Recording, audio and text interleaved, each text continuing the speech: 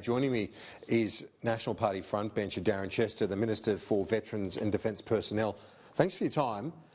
First of all, your seat of Gippsland in eastern Victoria has copped it in a big way this summer with the fires. Your constituents probably wouldn't have a lot of patience for parties talking about themselves, would they?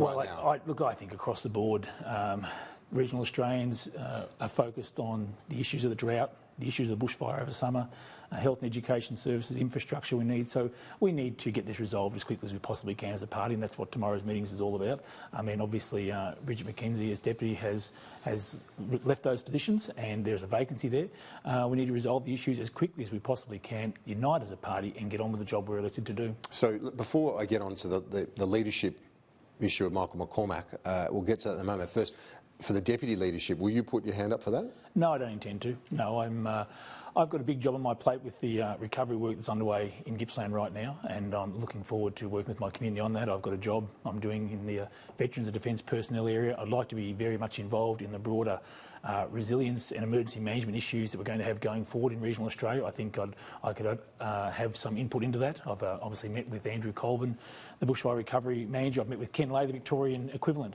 and provided some input into that. So I think I've got a lot on my plate in that regard. I'd very happily be involved at national level in that area.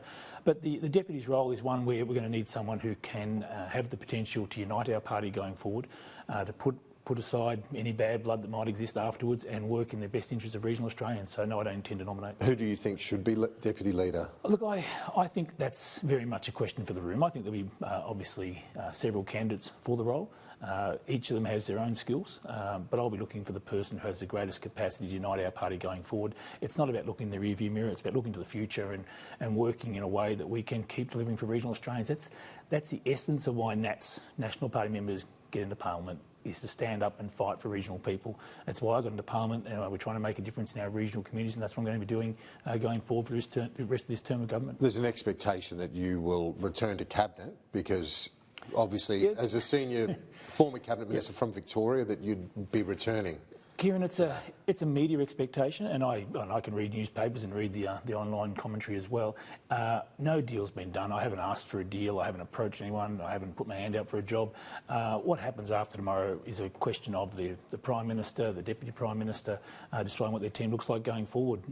I've got a job now. I'm Veterans and Defence Personnel Minister, and most of all, I'm a local Gippsland member, working with local government, working with state government on the recovery in my own region. So, what happens next happens next. I've got plenty of things to keep me busy right now. Is Michael McCormack safe? Absolutely. There is no vacancy, and this is not how the National Party does business anyway. The trigger event for the National Party leadership is an election. We had an election. We did very well. We held on all our lower house seats. Michael continued in the leadership role and has my strong support, and I think he has overwhelming support in the party room. We don't do it this way. We have trigger events being elections. We don't try and roll people halfway through a term. He is doing a very difficult job very, very well. I know he doesn't get a lot of credit for it, but from the colleagues I speak to, they're comfortable with the fact that he is working his guts out for regional Australia, and if we back him, we support him, we'll be focused on the issues that matter to regional Australians. When you say the Nationals don't do it this way, and you're right, there's not a history of your party challenging the leader, but under the rules, it only takes one person to call a spill. Well, they're the rules, but I'm just saying to you, the National Party doesn't operate like that. There's no trigger event to warrant this even being a conversation. I can understand how in this place and when people talk about it, it becomes a conversation piece, but Michael has been in the role, a bit under 2 years. He led us to the last election. We held on to all our seats in pretty tough conditions in the lower house.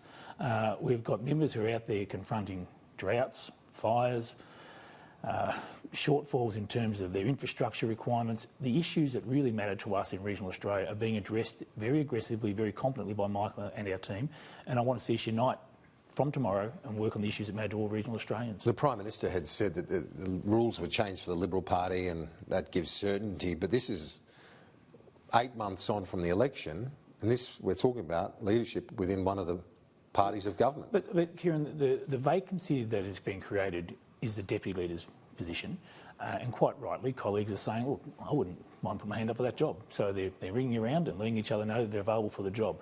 I'm telling you, I'm not nominating for the job, And I'm also telling you there's no vacancy for the leader's job. I think Michael has overwhelming support in our party. But is he sticking up for the Nationals strongly enough within the coalition? This is the myths that people like to perpetuate behind the scenes, unnamed sources.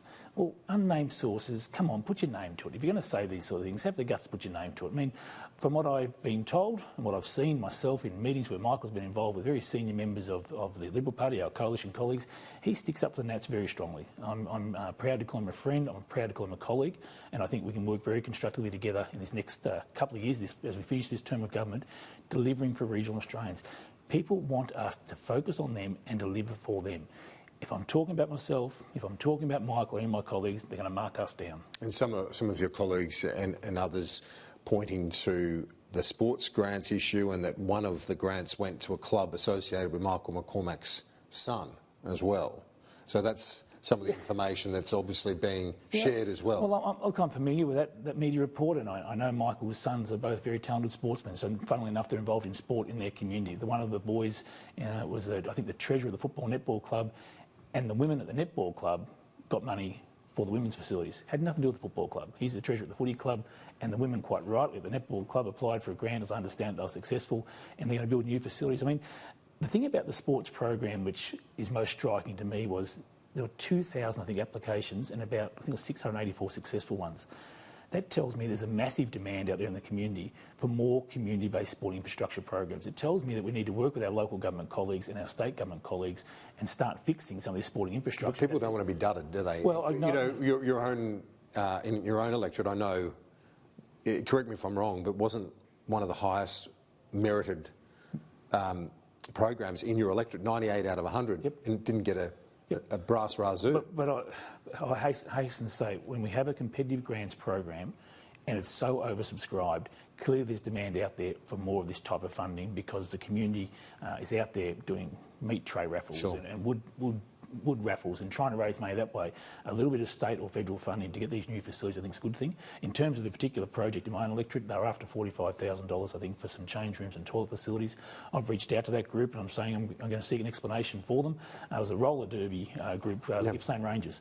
I've actually never seen them in action, but I'm sure they'll get the chance to do that, and I'm going to advocate on their behalf to get those facilities. Well, see, that's the problem, isn't it, with, you know, if we move on to that program, because I know that Bridget McKenzie is a friend of yours, but this sort of program, when you ask for applications, people spend hundreds of hours doing it. Yep. You know, they want it to be done above board. Well, I don't disagree with that at all. I think greater transparency and making sure people can see that these programs are fair is really important.